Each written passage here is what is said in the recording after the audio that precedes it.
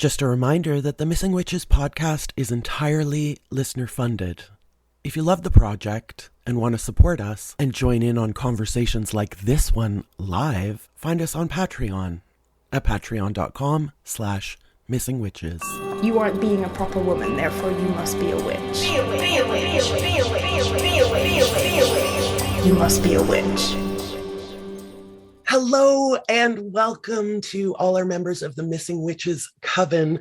Today I am so thrilled to be joined by Jessica Ritchie, who is the founder of Dear Women, and we're going to talk about that and so many other things. I want to tell you all who are listening right now that I met Jessica, in the Instagram world, we started communicating because Jessica donated a prize for our fundraiser. And for those of you who are listening throughout the month of May, we raised over $5,000, which was returned to our local Indigenous communities. And we have people like all of you who made a contribution and Jessica who donated a prize. So thank you so much for being a part of this coven at large and helping us to do something. Welcome, Jessica. Thank you. Thank you for having me. And thanks for letting me be a part of that. It was close to my heart as well because of I'm Apache and Blackfoot Indian. So it's something that spoke very directly to me. And I was so happy to see, our community actively participating in this and being of service and just, keeping it alive and helping. So it's all in the same thread of magic and nature and ancestry. So I was really happy to do anything I could. You gave yourself a little bit of an introduction, but for our listeners who don't know who you are, aren't familiar with your work, can you tell them about yourself? Yes, of course. So I'm Jessica Christine Ritchie Magdaleno. I am the creator of Dear Women, which is a brand that I created also in Belgium long ago.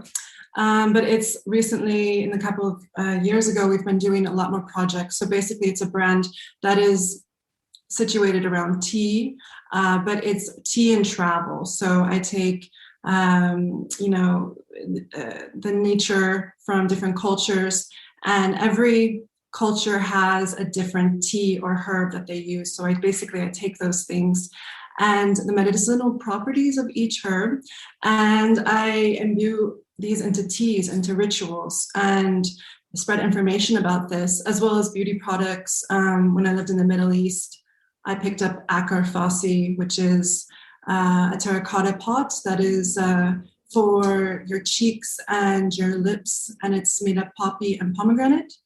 And a lot of people in the West don't know about this, so I bring it back. And I think, being geared towards nature and the esoteric is really what our brand stands for, but not having to be you can still be very feminine in these things, because I think it's a very male-dominated world, occultism. And so I'm trying to bring the knowledge within, medicinal herbs and travel and all these things together within Dear Woman. So it's a very, it's my child, it's my other child. So it's a very large world that I created, but we do things with oddities and we do tea ceremonies, and we've had a lot of collaborations with some wonderful people. So I'm very, very blessed. I know that you just mentioned that you lived in the Middle East. You're living in Belgium now. I know you speak 3 languages at least. Can you sort of talk about this global nature that your soul seems to have and crave? I don't know. I think a lot of people have it.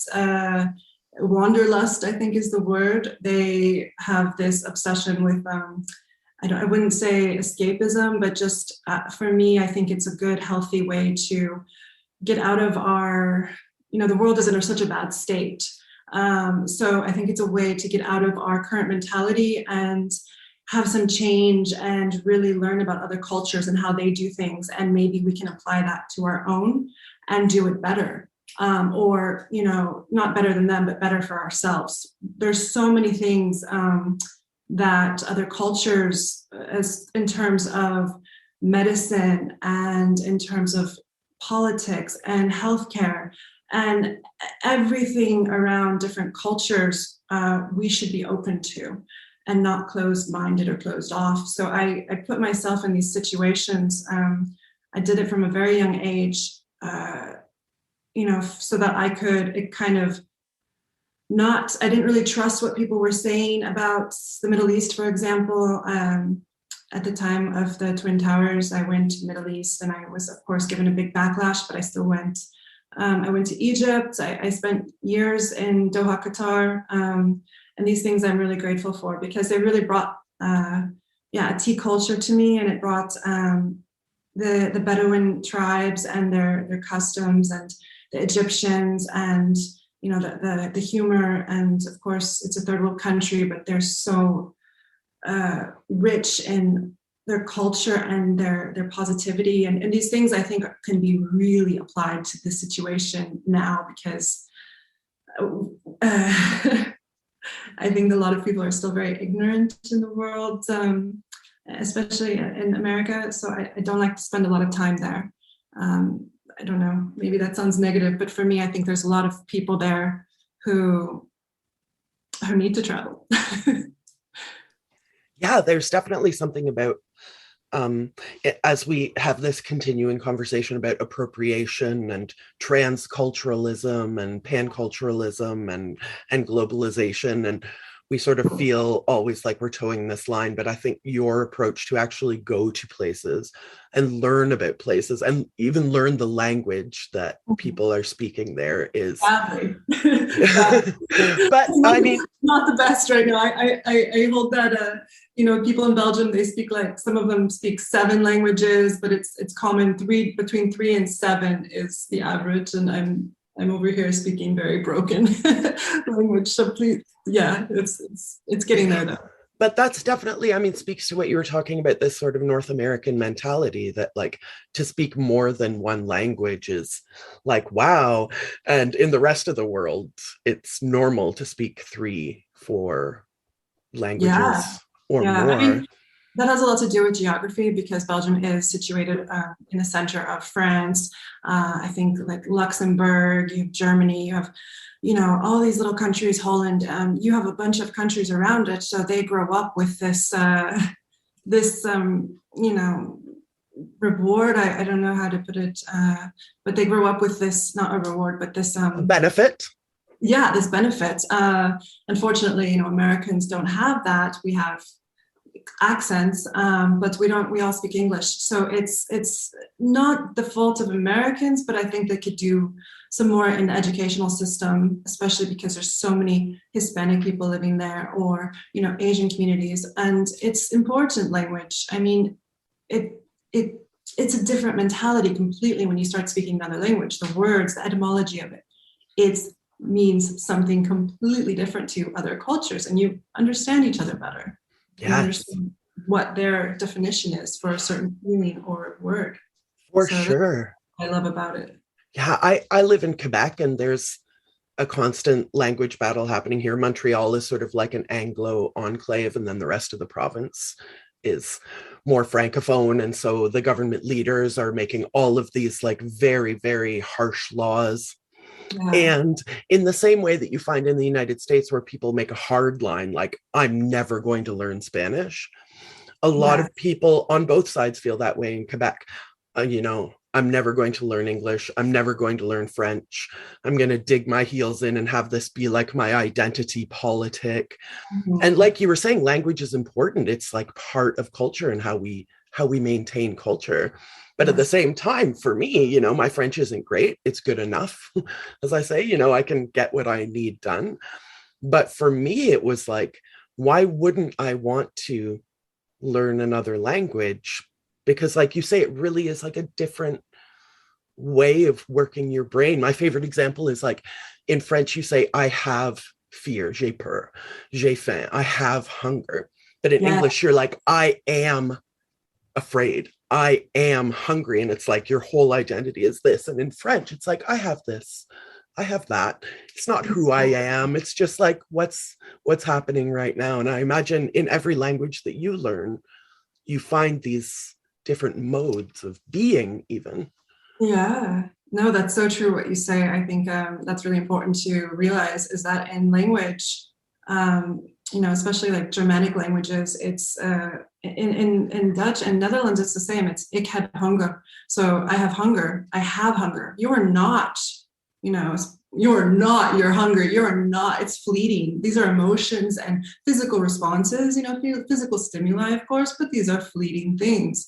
And if you constantly tell yourself you are something, I am angry, it's so, I think that's where the magic of spell work comes in words, because you have these rituals where you have to say certain words, and some of them like, in occultism, and some of these rituals, you're saying these words that are old languages, Latin, and they don't maybe sound correct when you say them, but you maybe you don't know what you're saying necessarily, but the words carry history because they've been used for so many generations, and they themselves are like their own little world. I don't know if that makes sense, but every time a language dies, I think it's so heartbreaking, because this is like history dying, and there's so many there's so many things people don't understand. They take for granted a little bit when they talk. So sometimes I think it's better to I think that's why it's so difficult for me, is because I'm such a perfectionist. I want my pronunciation. I really want to respect the language, but yeah, it will come. So speaking of vocabulary, what are your thoughts on the word witch? I love it. I think it's beautiful. I like the word hex, actually. That's my favorite. That's what a witch is here. Hex. I think it's beautiful. I think it's a very positive thing, whether it's depicted as the old crone in films, or it's a wonderful love witch creating potions and aphrodisiacs. It's a very powerful word, and I think that it's a broad definition. So how do you internalize it? Like, what does it mean for you and your practice and your identity? Well, for Dear Woman and for our brand and for myself, it's all the same. It's really about the history and occultism, and the meaning is the hidden knowledge. Occult is a hidden knowledge. So this is, for me, it's related closely. And when I say history, I mean things that even recently have been pushed down. So for instance, I had a red witch line, which was inspired by Marjorie Cameron and Jack Parsons. And Marjorie Cameron was this beautiful witch. She was a poet. She was an artist. She was an amazing, amazing woman until her death. And she had this fiery relationship with Jack Parsons. And I fell in love with this story. I became obsessed with them. And Jack Parsons was actually the founder of JPL, Jet Propulsion Lab, which is Jack Parsons Labs, actually. And a lot of people, and they don't know this. And Jack Parsons was an occultist. He studied with Aleister Crowley. He was a magician. And this is the fascinating thing about history, is that when you turn on your TV and you study NASA's, trajectory into space and all of these things, and you think you're so scientific, and you don't put the two together, that's a little bit of an, it's not, I wouldn't say it's an ignorance, but it's because this is the way the world works. They push down what they want. They push down things. And if you don't study things, and you don't really look for yourself or trust the esoteric, the hidden knowledge, if you don't seek it out, it will not find you unless you seek it out. So that's my practice, is really finding things based on my travels, and my intuition guides me when I'm traveling.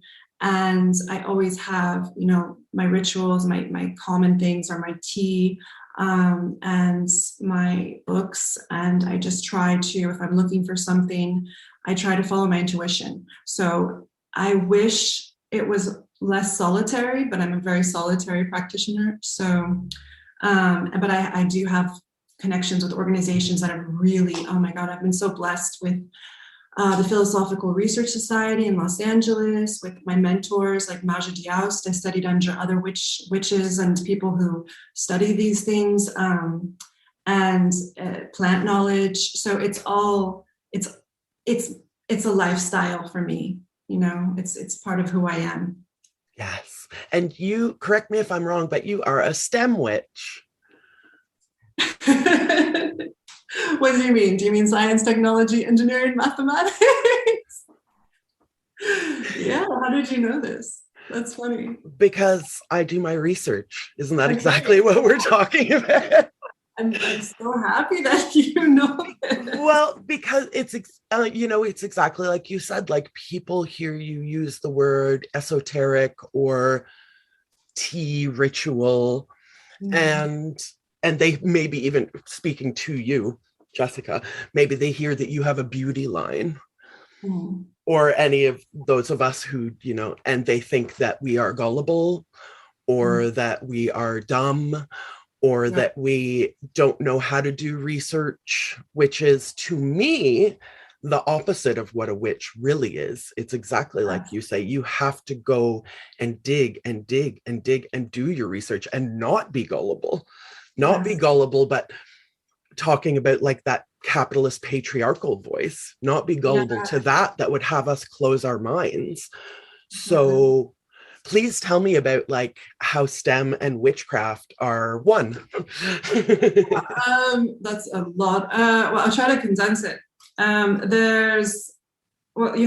STEM is science, technology, engineering, mathematics. And I taught just simple stuff like Minecraft, teaching Minecraft, or robotics, or things like this.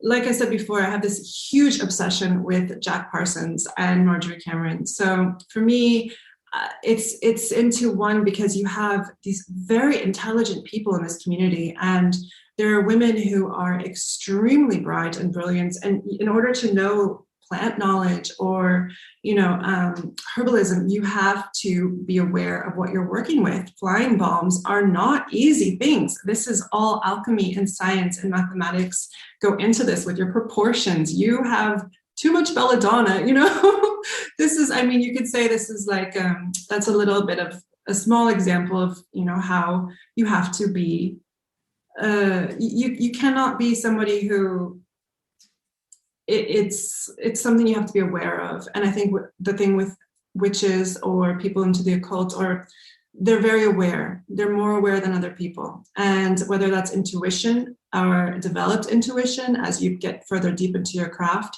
you become aware that it's all connected, whether it's,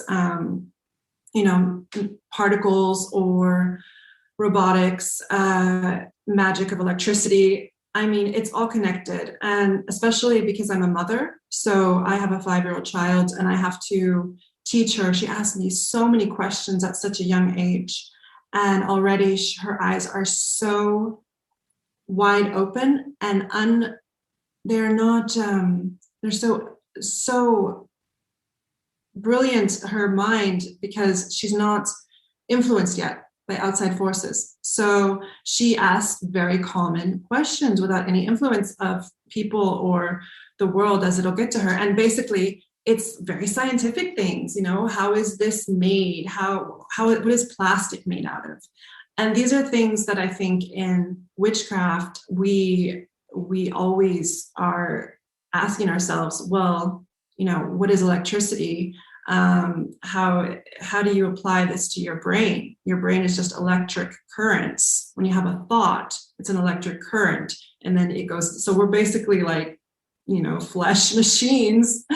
And when you do rituals and magics, you're just creating neural pathways. So long answer, not the best, but I hope it makes sense that magic and ritual, it's a repetitive thing. It's going to change your neural pathways. It is all with science, technology, mathematics. When you're cooking, when you're measuring something, you have technology. We have witchcraft on our cell phones now. So it's in everything. And I think you have to be aware if you are studying this and you're you want to call yourself a witch, I mean, anyone can be that, but you have a skill. And I think to find that skill, it takes a lot of brilliance to really hone it in, because it's such a wide thing. And I love the way that the world works once you are aware of these things. It's all connected, Does that make sense? Sorry. Yes, everything that you're saying is making perfect sense to me. And listeners, you know me, if you can't hear me, I'm probably full body nodding with my microphone muted, as I am right now talking to Jessica. We have a sort of like catchphrase that we got from White Feather Hunter, who is a witch in a lab, PhD. And she told us ritual is methodology. Hypotheses are prophecies. Oh, I love that. Yeah. And to me, that just took the whole wind out of this, like, science versus magic argument. Like, it really is exactly what we're doing. Yes. Yeah. I mean, I keep going back to Jack Parsons. I told you I was obsessed, but that's exactly how he thought, that's why he was a scientist. That's why he was, because he was a huge occultist, really knowledgeable, and the way his brain worked, it was, science and mathematics. And that's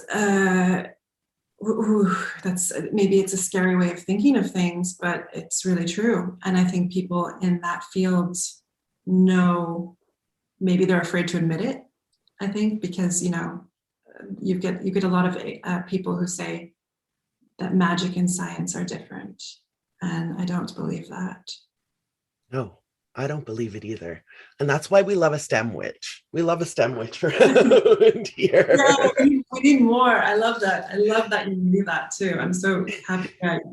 And we need more. I mean, when I worked in STEM, when I was teaching, I was the only female in with 4 guys, and it was a cruel world. I mean, that was very difficult. And you kind of let them spin their own wheels and do their thing. They're brilliant minds, but brilliant minds are very cunning as well. And especially when it's a male-driven field. So I think a lot of protection spells, a lot of protective elements came into factor there. And that's where I think I learned most of my, I think I carried around a hagstone, big heavy hagstone, not only for protection, but for a weapon.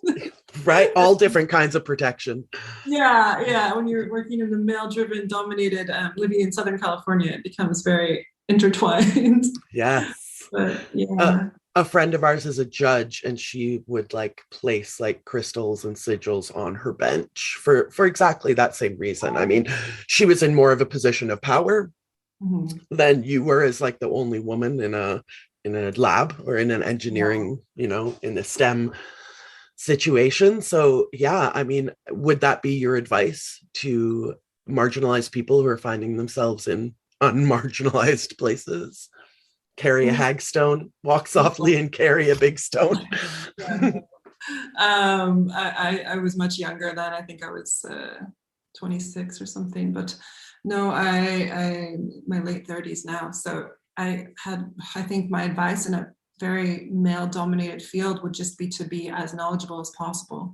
Know your stuff. Let them, like I said, let them spin their own wheels, and just focus on your own path and just know your stuff. And what you can also do, as wards and protection sigils and those things.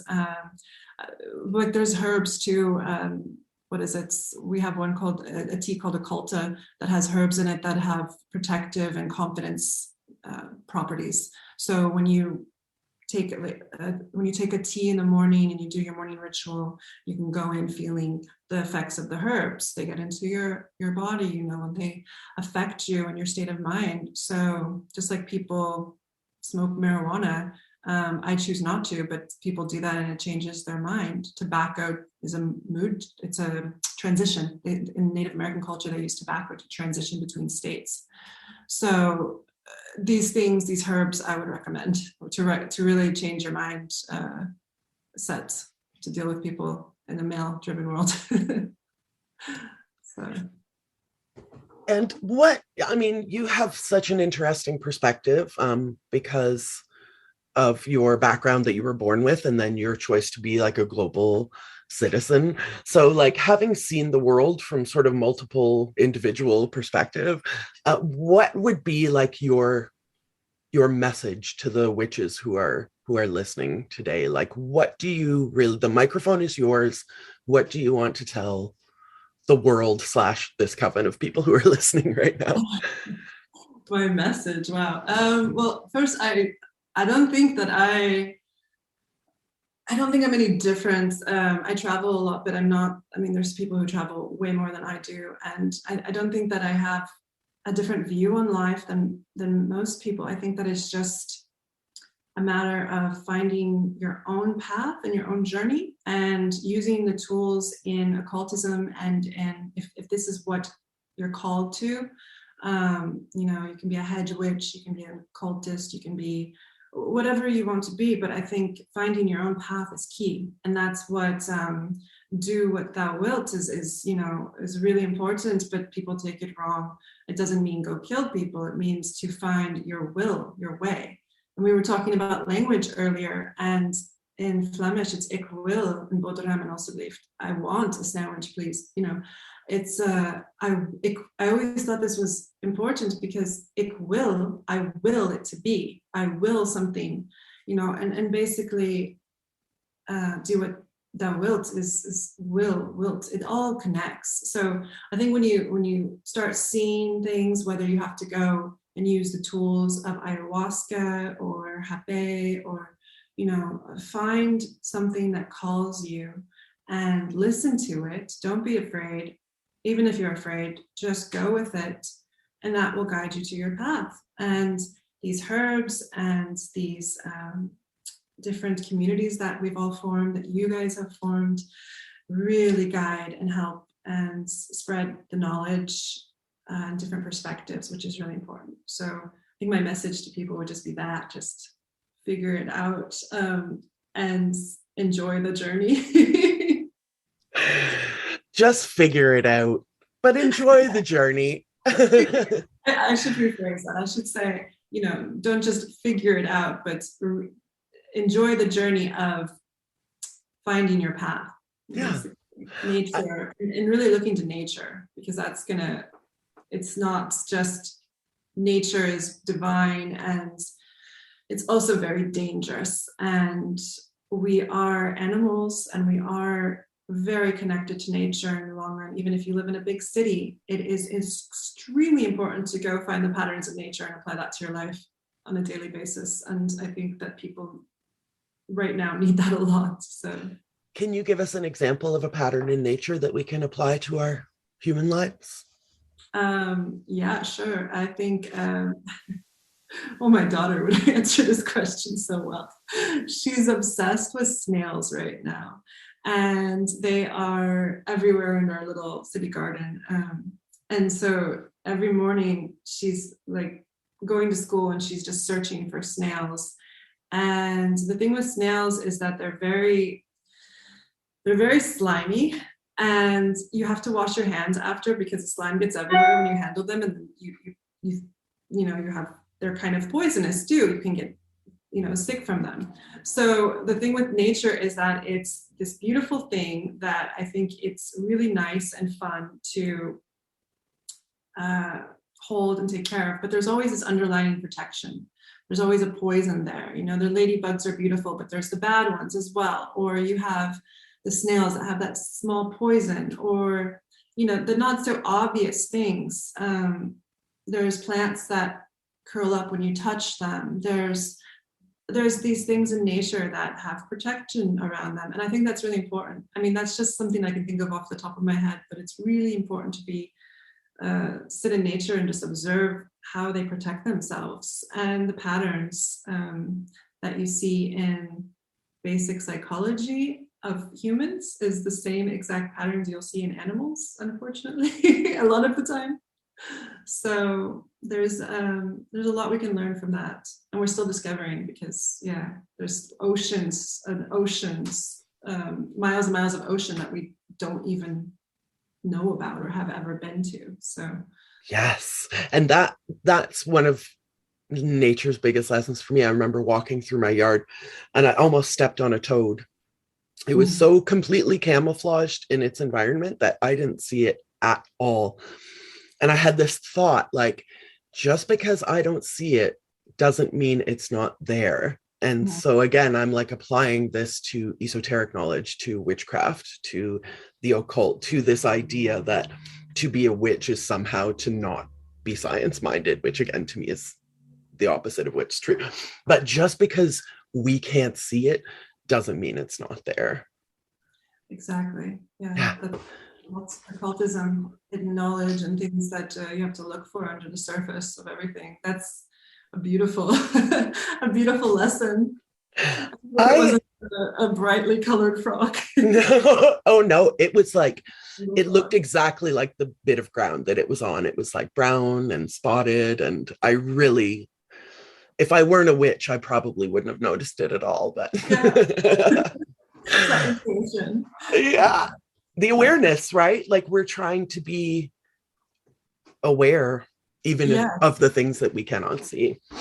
Yeah, I think it's very, I mean, you can apply that. I like I guess not in the term of like the craft or something, but I really like glamour magic and using your appearance as well. That's part of being a female that I love, is that, you know, it's not vanity for me, but I think it's more of like a protection or something, that a creation of my own character. And the Deer Woman is a mythology actually from Native Americans.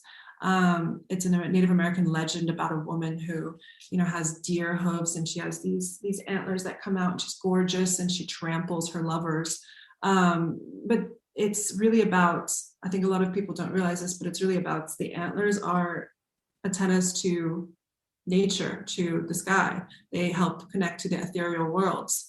It's something so remarkable in that story and that myth. It's that I found, you know, and that's also very hidden, the power in natural substances, antler, bone.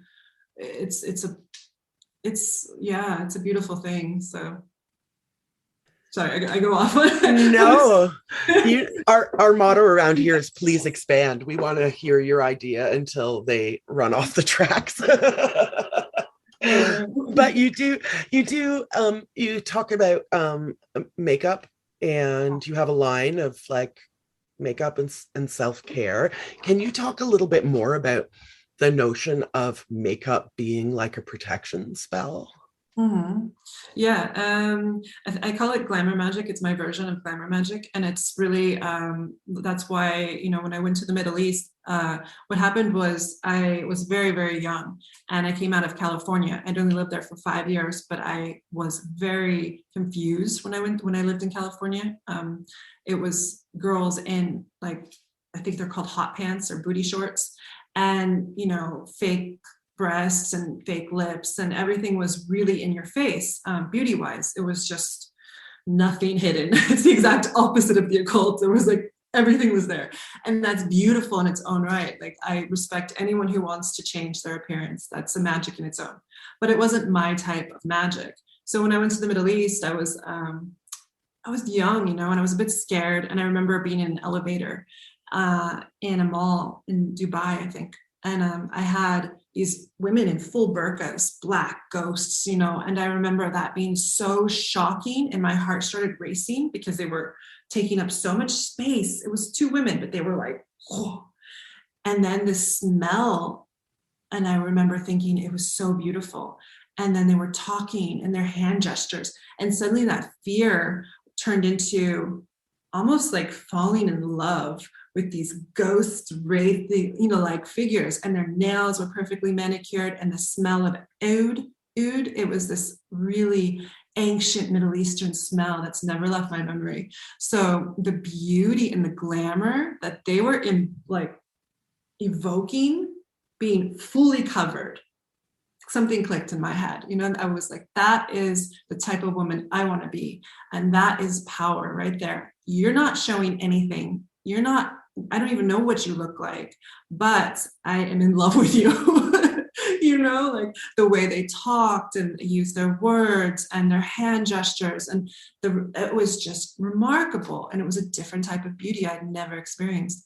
And then, of course, when you go into the private homes and they take off their veils, and it's like, it's this dance, and it's so sacred, and it's so ritualistic and beautiful. I really learned about beauty through Middle Eastern women, through Qataris, through Middle Eastern women who, the way that they put importance on smell, on fragrance, and small details really matter to them. Threading the eyebrows, little things like this that are very ritualistic, and they make a whole beautiful ritual out of it. You go get your eyebrows threaded in the Middle East, and you're there for like 3 hours with all these women talking about their husbands. It's one of the best things ever. I mean, I really miss it.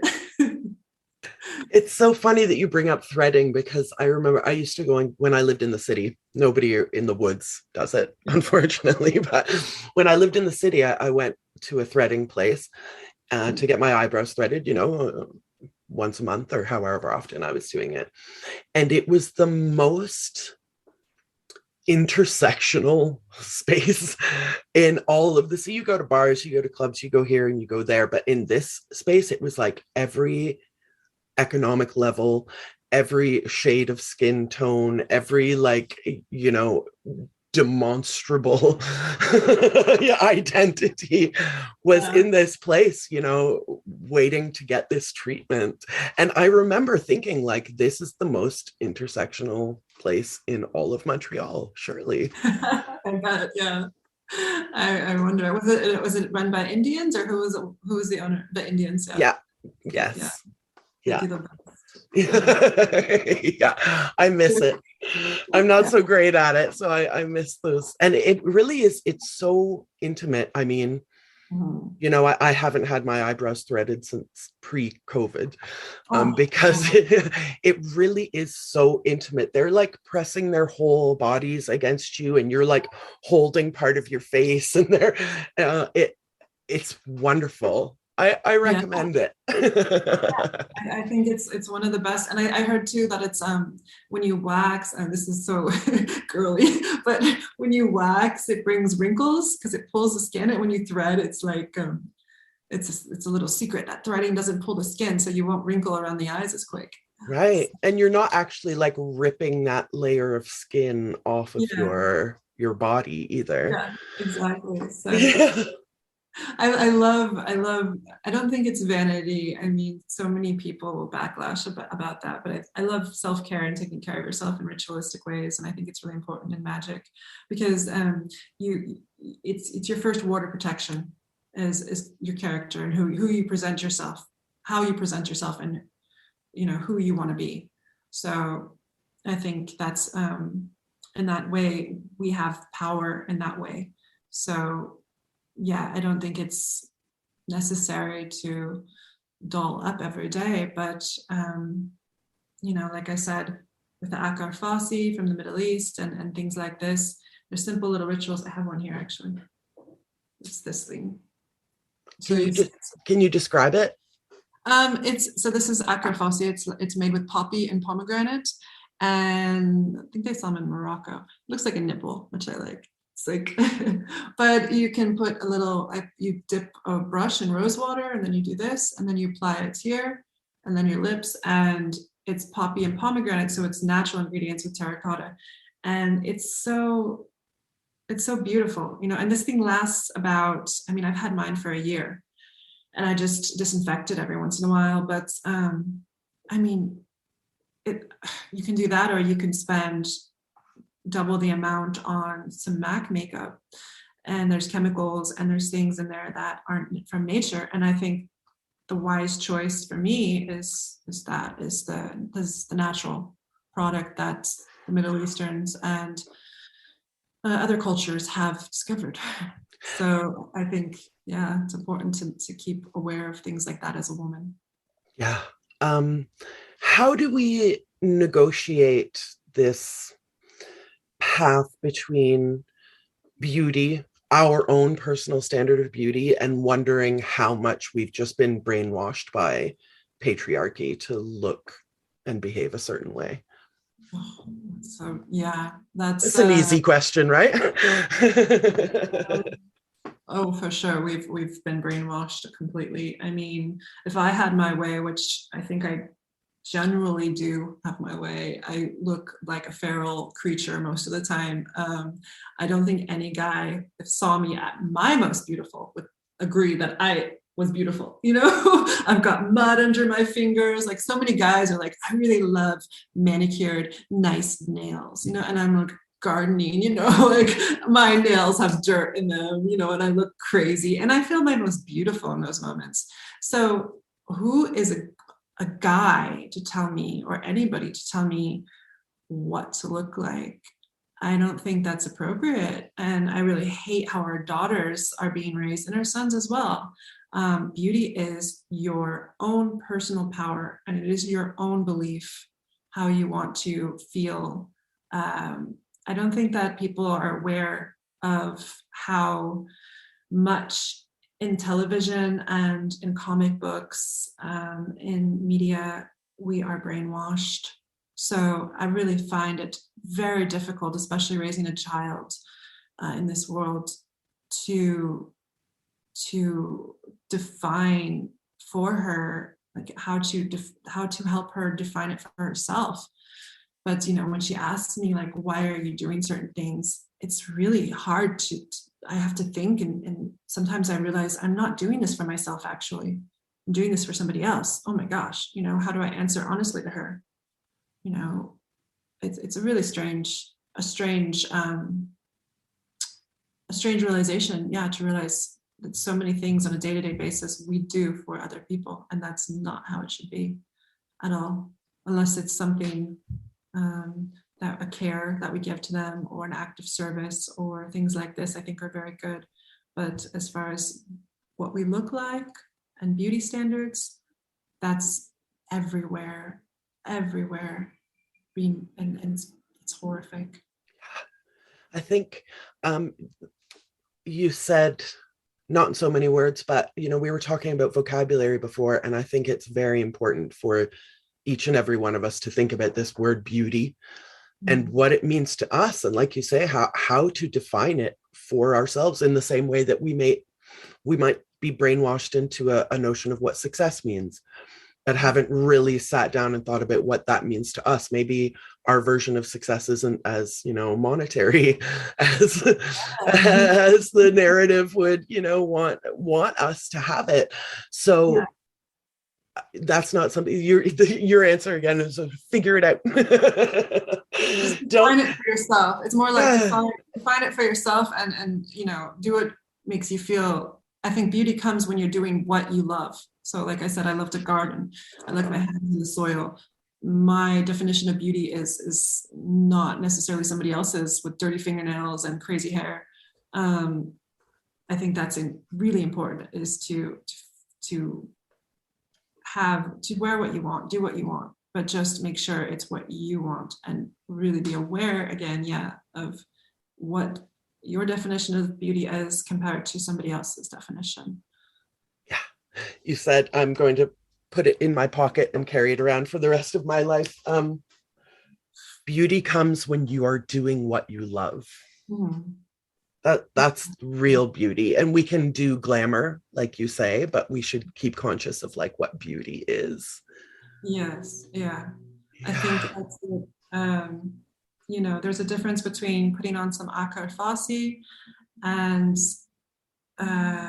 really making like your lips red, and you feel like a ritual when you do it. And it's a beautiful way of invoking, finding your power. I find it meditative in the morning. You know, these are things I can do, like some invocations I can do, really find my head, clear my head, have my morning ritual, and with it, and the tools, these are tools that help me. But and then there's times where I've gotten like gifts of makeup that are very synthetic and things like this, and I live in California, so it's always like free samples and stuff like that. So I used to use some of those, and the difference is astounding. You can really tell the difference between using something that is a ritualistic product and more natural or holistic based on or compared to a synthetic product. And the thing with Dear Woman and the thing with that I try to spread is that it doesn't have to be like this hemp.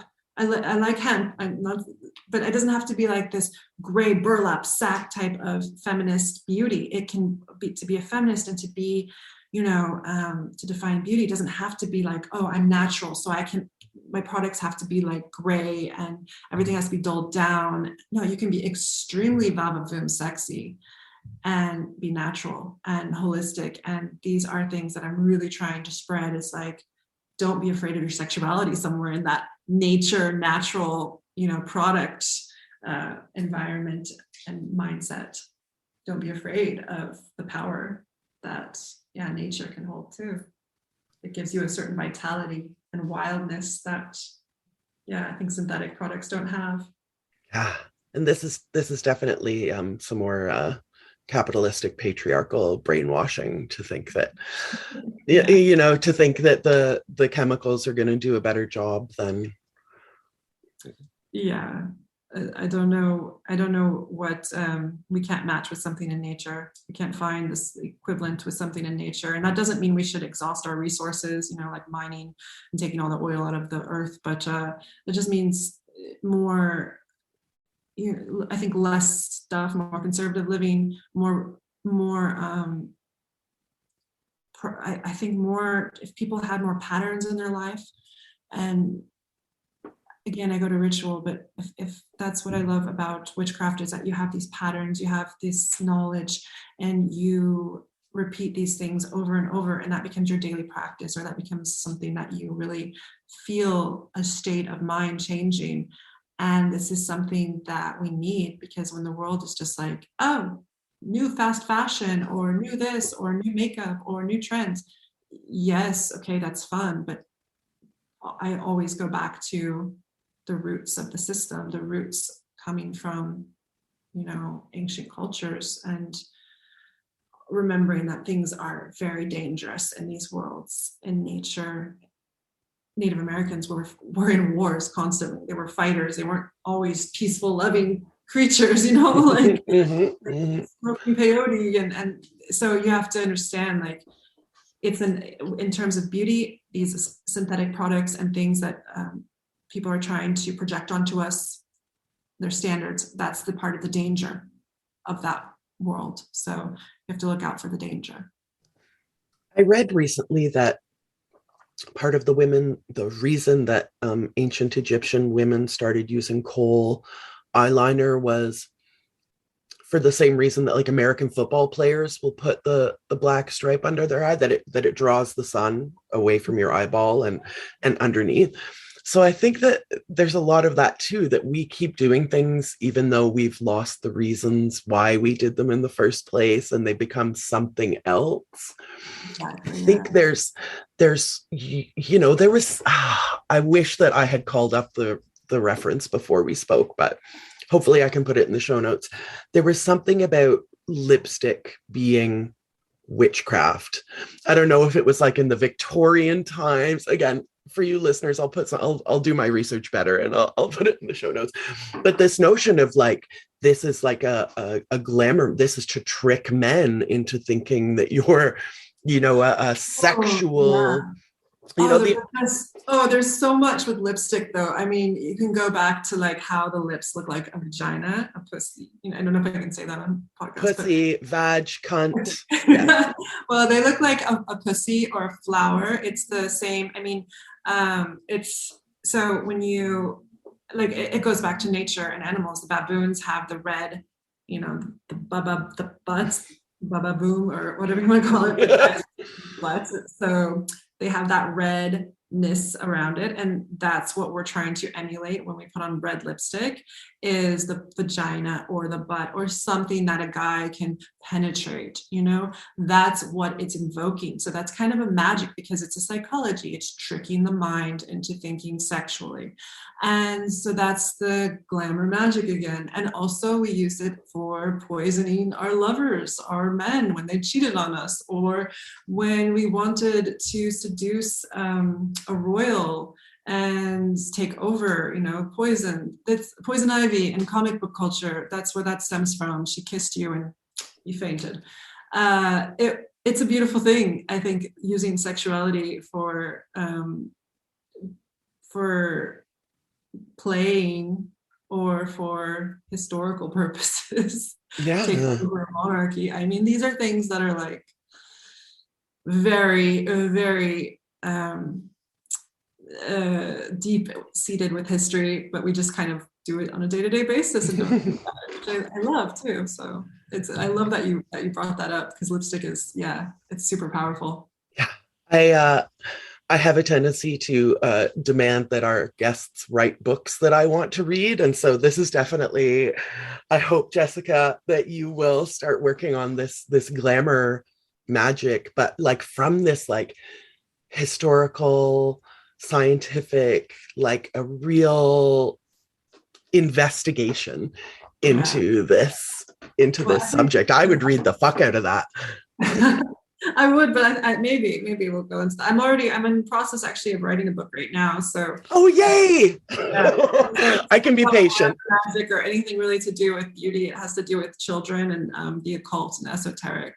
So raising children in this esoteric way, because I was looking for books on it to raise my own child in a certain way, and I couldn't find any. So I started putting together like my day-to-day observations with my own child and talking to other people, and it became a big project. So I'm actually shooting the book cover soon, and it's really So. Do you have like a working title? Do you have a pub date? I know so many of our. Okay, it's a secret. Everyone. Yeah, we have a publisher, but I'm not allowed to say too much on that kind of stuff. But I can say that the cover, we are shooting with one of my favorite artists and good friends of mine. Actually met them in LA, but they live here in Antwerp, Mothmeister, and they're a huge, amazing inspiration for me, because their books are just gorgeous, and their travel knowledge and their writing, they're so genius. And I've been blessed to, work with them alongside for a number of years before COVID hit in Los Angeles with oddities and all of these events. And it was just like a dream for me. So I'm actually working with them, and they're great people. So it's going to be an amazing thing. Hopefully, we'll see. So all the details are occulted knowledge right now, but for certain, I like so many of our coven meetings come around to this topic of like, how do I talk to my kids about this, whether it's my esoteric leanings or what school shootings, or how do I talk to my kids about this and that. And so I think that there will be a large market for your book, and I look very forward to reading your first book. Thank you. To getting it done, because it's you wrote a book and it's wonderful, and it's a lot of work. It's hard work, but it's good. I hope I've been researching really hard on the subject and doing a lot of trying to give the best. I really love well-bound books, not something that just falls apart. So I'm really trying to find binding techniques and going full on into this into this journey. So it will be something close to my heart. I'm excited. I'm going to pass the mic to Cass. I know that she has a lot of questions for you, but first, while she's getting unmuted and stuff, here's a totally not easy question. Okay. On the subject of divination and intuition, I have heard the argument that the overuse of divination can actually become a problem. It can actually dull your intuition. Do you have like a reaction to that idea? I certainly feel spent after I do a few tarot readings. I really love tarot. I think that's my mythology of choice. I think that it's, I also use hape and sometimes natural plants to go into deeper states, flying bombs, make my own. And I also bought some from very well-known supplier to go into transitional states. That is all very physical. Flying bombs, especially, you put them on, you go into a dream state, you go into another realm, and you really see visions and things, and people visit you, and these are all very, very exhausting. And I think when you're using, it depends on what kind of divination. If it's like tarot and you're really trained in it, you know your cards, you know your you have your deck, you have, if maybe that's something that comes naturally to you to do this every 10 a day or something. But I think when it comes to more physical things, where it's physically taking your body and putting it into another state, or you're leaving your body, however you want to look at it, it's something that you need to recharge and rest on. I don't think, just like when you do ayahuasca or something like this, you only can get the benefits if you properly prepare and you properly have the aftercare as well. And you learn and write down what you experienced to give it meaning. Otherwise, it's just maybe a dangerous kind of, it goes into the dangerous, more like an addiction or something that's more therapeutic than actually, I think, helping at that point. I mean, therapy helps, but not, it's using it for different purposes than what it's supposed to be for. So I hope that makes sense. That's exactly what I was looking for. Thank you so much. So I'm going to invite our coven mate, Cass, who's been waiting patiently for the past hour. Such beautiful hair. Oh my gosh. So Jessica, I wasn't familiar with your work prior to this conversation, but can I just tell you, I adore you. I want to set you on my altar. Wow, yeah. Okay. So just quick background on me. I'm a mother to 2 boys, and I have always been very feminine. Do I want to call it an epiphany? As you were talking, I was diagnosed with obsessive compulsive disorder, and one of my rituals is doing my makeup every day. It does not matter if I have a fever of 102, I do something. Mm-hmm. And my mind just blew open when you compared that ritual and using it as protection. And as I'm sitting here and I'm thinking about the times where I haven't done this ritual of mine, it has only ever been in the presence of my most beloveds. And of course, around them, I'm already protected. And yeah, my mind is just, and then the way you were talking about motherhood, just like I felt all the way to my pussy, like it just went all the way from my crown to like the root of me. And yes, like just the way you were describing, just watching your daughter.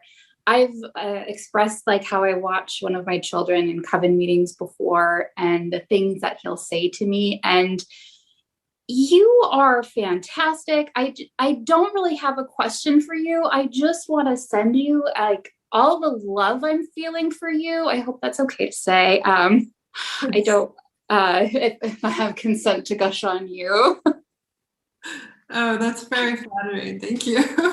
I really, first off, I love how your nails are so beautiful, because I'm like entranced by them, which, glamour magic. Yes. For those of you, the eye of protection. You have the raw. Yeah, that's beautiful. And for those of you who are listening, the rest are red. A couple eyes of protection and then red. They're a beautiful, magical red, and she speaks with her hands very beautifully. So I'm like watching her hands. It's and then she has this esoteric eye on them, so which I'm obsessed with as well. The eye, actually have one from the Middle East as well on my wrist. So that's really important. But I think, with motherhood, I think a lot of people, and I think that the whole esoteric community and witches who are mothers are like, there's the maiden, the mother, and the crone. So when you transition from the maiden to the mother, it's like doing, we don't, in our culture, we don't really have transitional ceremonies anymore like boys do, or like when we start our menstrual cycle or moon cycles. We don't really have that community that flocks around us and like covers us in herbs and, sings and chants our pain away. But we go through this when we have a child. Birth is one of the most crazy experiences, and everyone experiences it differently. And I don't know how your birth was, but I hope it was a joyous experience. But the fact that you got through that and you created life is so powerful. And I think not people who don't have children, they have their own power. They certainly can expend their energy more places than we can. So they're creating things, babies outside of themselves, businesses and a lot of things. But I think motherhood, we sacrifice a part of ourselves to this new life, and it kind of kills us in some way. But that's the point of life, is rebirth and giving this new generation and these children of ours the strength and the power that we know is not common knowledge. And I think that's really important. So I think it's such a big compliment to be complimented on motherhood from one mother to another. Like I really appreciate that spoke to you. Yes, and I'm also going to second Amy on your possible second book around glamour magic. I have so many comments on that, but I'll keep them to myself for the moment, because otherwise I could probably keep you here for way too long. And I am so excited to read your book on parenting. I'm just ecstatic for you. And the fact that you got the artist that you wanted, I cannot wait. That will be on pre-order as soon as you announce it. So thank you so much for this conversation. And I've already followed you on Instagram, so I'd love to see what you come up with next. Thanks, Cassandra. I really appreciate that. That means a lot. Yeah. Oh, Cass, we just love you. So a lot of what is coming up for you is occulted knowledge that we can't yet discover. But where and how can our listeners and our coven mates find you and support you in ways that are available for our knowledge right now? Okay, so I have, of course, an Instagram at Dear Women. I also have a website, dearwomen.com. We are currently on a sabbatical, actually, for products wise, because I'm in Belgium. I'm doing more research right now, but it will be relaunched soon. The website is up and it will be changed shortly. For other things, I can be found mostly on Instagram. Dear Women is where I update regularly, and the website. Facebook,